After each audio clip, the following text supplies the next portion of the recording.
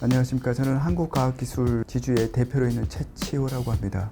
과학기술이나 지식재산에 대한 관심이 많아서 국가과학기술위원회나 국가지식재산위원회 전문위원으로 활동한 바가 있습니다.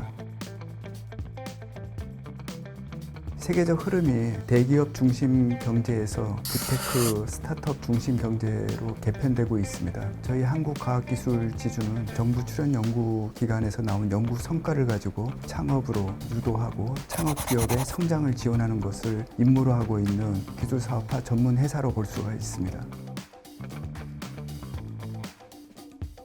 창업은 크게 생계형 창업과 이제 기회 추구형 창업으로 나눠지는데, 일반 창업은 비즈니스 관련된 아이디어 중심으로 창업하는 부분 쪽이고, 기술 창업 부분들은 창업자의 전문성을 중심으로 지식재산 베이스로 이제 창업하는 부분이고요. 일반 창업에 비해서 기술 창업 부분들은 보다 많은 노력과 자본과 시간이 필요한 부분이기 때문에 재정적 지원 또 R&D 지원이 필요하고요. 그래서 정부 차원의 지원이라든지 정부 주도로 금융을 만들어서 스타트업한테 투자를 하는 생태계를 만들어가야 됩니다. 최근에는 딥테크 창업의 흐름으로 이제 완전히 바뀌었다라고 이제 볼 수가 있을 것 같습니다.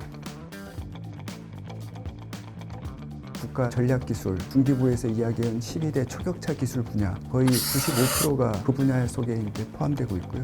저희는 이제 창업 후 3년 이내 기업들을 주로 지원하고 있는 부분이고, 딥테크 중심의 기술 창업 주로 하고 있다라고 이렇게 말씀을 드릴 수가 있을 것 같습니다.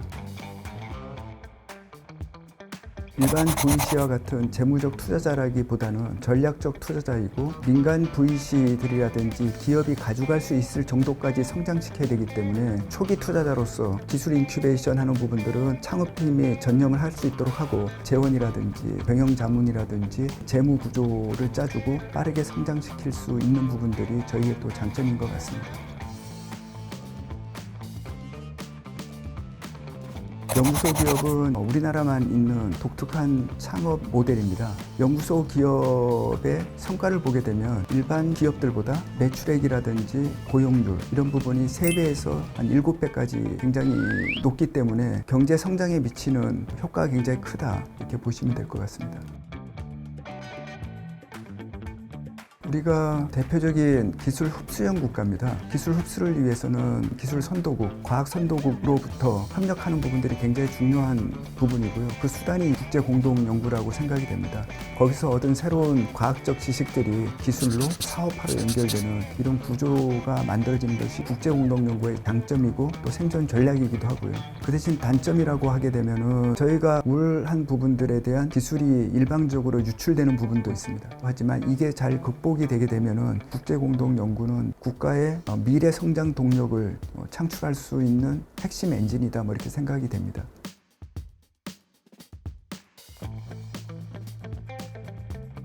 연구 성과를 누가 소유할 것이고 활용은 누가 할 것이고 들어온 수익은 어떻게 배분할 것인가, 이게 가장 큰 쟁점이 되고, 이것 때문에 국제공동연구가 이제 원활하게 되지 않는 경우도 있거든요. 국가 차원에서 국제공동연구 관련된 가이드라인을 제시하고 표준계약서도 제공하고 그런 체계로 만들어주는 것이 굉장히 중요하다고 말씀드리겠습니다.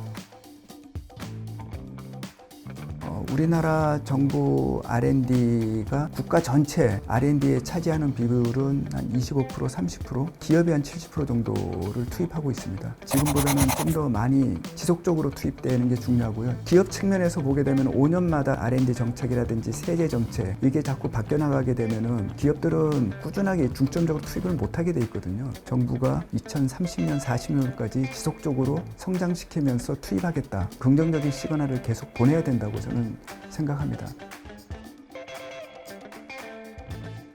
세계 경쟁력 분석을 하는 센터에서 발표한 걸 보게 되면 우리나라 IP의 경쟁력 순위는 12위라고 되어 있는데, IP의 사업화 순위가 31위로 IP 창출은 잘 되는데 창출된 IP가 가치로 전환되는 부분들, 경제적 가치로 전환되는 비율들이 좀 부족한 부분들이 있습니다. 연구자라든지 개발자이신 부분들이 더욱더 많은 노력을 해야 되는데, 중요한 거는 많은 기여를 하는 사람들이 더 많은 보상을 가져갈 수 있는 구조가 굉장히 중요한데, 이 부분이 직무발명 보상금이라고 할 수 있거든요. 연구개발한 성과를 특허로 만들고 그 지식재산 부분들이 사업화가 되고 그 사업화가 되게 되면은 이제 기술료라는 로열티로 연구자한테 가는 이 선순환 구조가 굉장히 이제 중요한 부분인데 기술료에 대한 보상금 부분들이 대부분 세금으로 빠져나가는 구조에서는 연구자들이 사회적 책무만을 가지고 충실하게 하기는 어렵다. 직무발명 보상금에 대해서 2000년도 이전에는 전액 비과세로 돼 있었거든요. 근데 2015년도 이때 들어오면서 과세 당국이 그거를 근로소득으로 보고 과세하기 시작했는데 과세 당국에서는 기업의 대표가 이런 직무발명 보상금에 대한 세제 혜택을 좀 이용해서 임의로 자금을 유용할 수 있다는 그런 우려를 제시하기도 했거든요. 빈대 잡으려다가 이제 뭐 초과상관을 태운다든지 황금알을 낳는 오리의 배를 가른다든지 이런 부분이 되지 않을까 싶습니다. 과학자가 사회에 국가에 유용할 수 있는 그런 기술을 가지고 사업화됐을 때 많은 보상이 들어오고 그러한 자부심으로 연구에 몰입할 수 있는 그게 단기적으로 봐서는 국가라든지 경제가 살찌우는 지름길이기도 하고 그래서 2000도 이전에 비과세 근로소득으로 돼 있는 것을 기타소득으로 바꾸고 전액 비과세하는 부분들로 좀 바꿔주셨으면 하는 것을 간곡히 말씀드립니다.